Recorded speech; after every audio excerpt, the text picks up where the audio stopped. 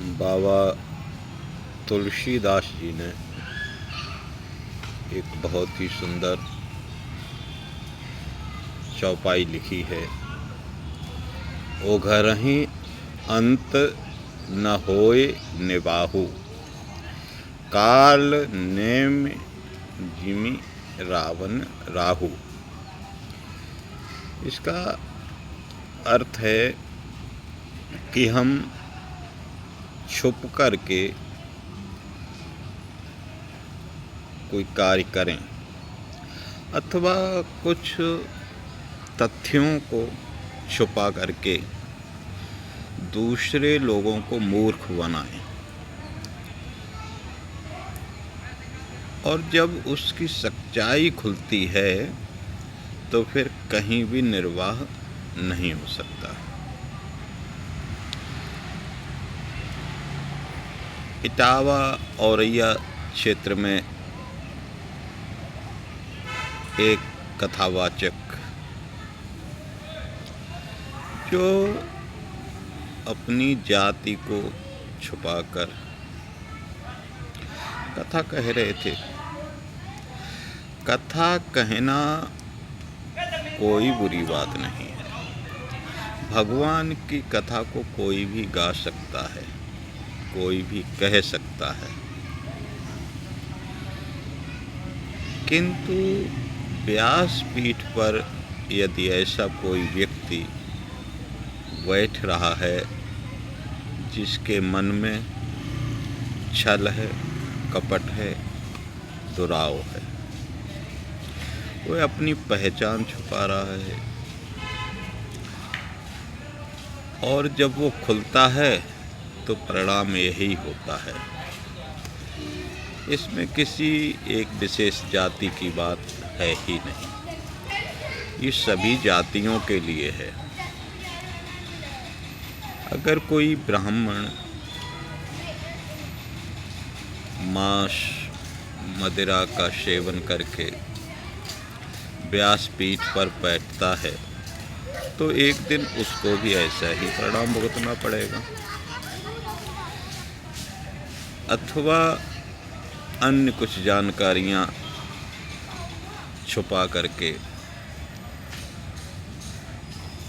कितना भी कोई विद्वान हो, चाहे वो रावण के समान ही विद्वान क्यों ना हो, काल नेमी जो किसी का भी रूप धारण कर सकता था, वो कोई अनपढ़ या अनजान व्यक्ति तो नहीं हो सकता है।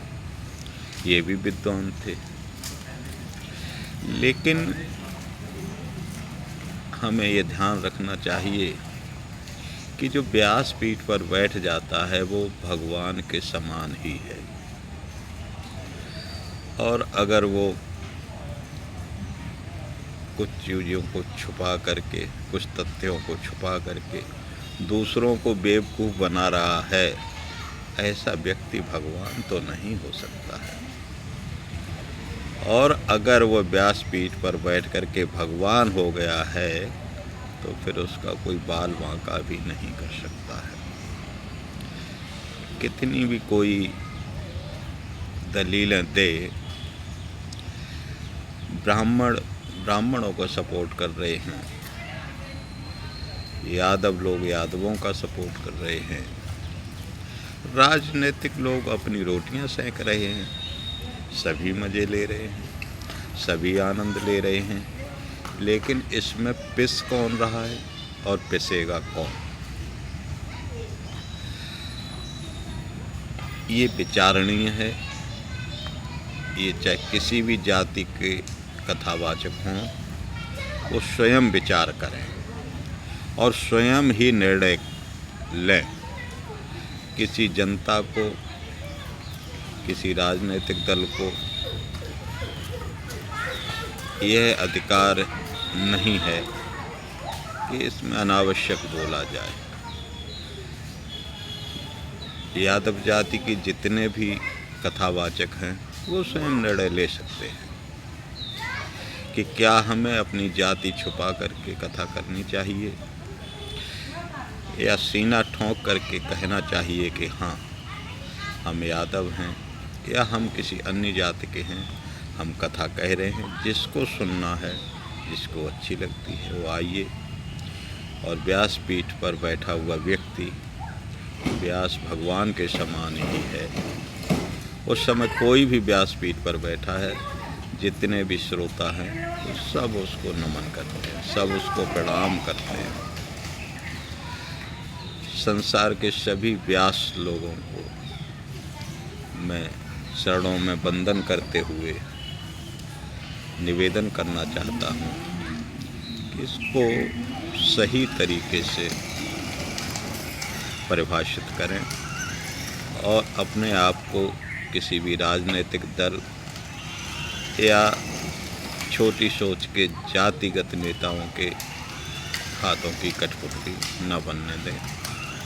जय जय सीताराम, जय श्री राधे, जय श्री कृष्ण।